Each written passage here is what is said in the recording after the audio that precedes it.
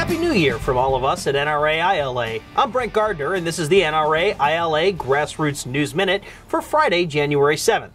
As we prepare for what will no doubt be a very busy 2011, we must redouble our efforts to ensure we're fully ready to meet the opportunities and challenges we will face this year.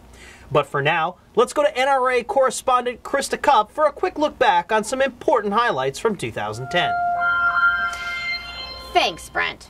We began 2010 with the U.S. Supreme Court ruling favorably in the case of Citizens United v. Federal Election Commission, removing unconstitutional restrictions on NRA's ability to speak freely at election time.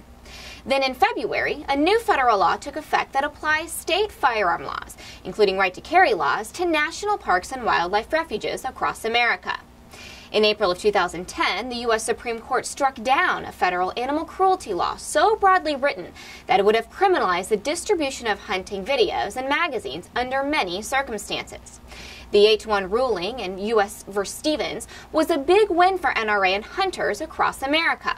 In May, the FBI released its most recent crime statistics, showing that between 2008 and 2009, as gun sales soared, the number of murders decreased 7.2%. That actually amounts to about an 8.2% decrease in the per capita murder rate after the increase in our nation's population is taken into account. And finally, it means that in 2009, our nation's murder rate fell to a 45-year low. And now back to Brent for more highlights from 2010. Thanks, Krista. In June of 2010, we were witness to another landmark Supreme Court victory as the nation's highest court ruled in McDonald v. City of Chicago that the individual's Second Amendment right is fundamental and applies to all law-abiding Americans. Later that summer, responding to a grassroots outcry from NRA members and gun owners, the Environmental Protection Agency announced that it denied a petition by the Center for Biological Diversity and other radical groups seeking to ban the use of lead ammunition.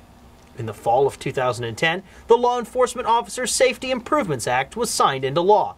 This important legislation addresses problems that have occurred in the implementation of the original Law Enforcement Officers Safety Act of 2004, making it easier for retired law enforcement officers to carry a firearm.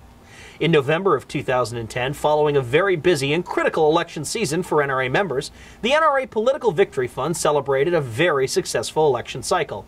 225 of 262 NRA PVF-endorsed U.S. House candidates won their election, which amounts to about 86%, as did 19 of 25 endorsed Senate candidates and 71% of endorsed gubernatorial candidates.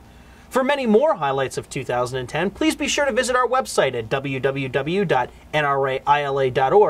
And we here at NRA-ILA look forward to working with NRA members and Second Amendment supporters across the nation to continue the success in 2011.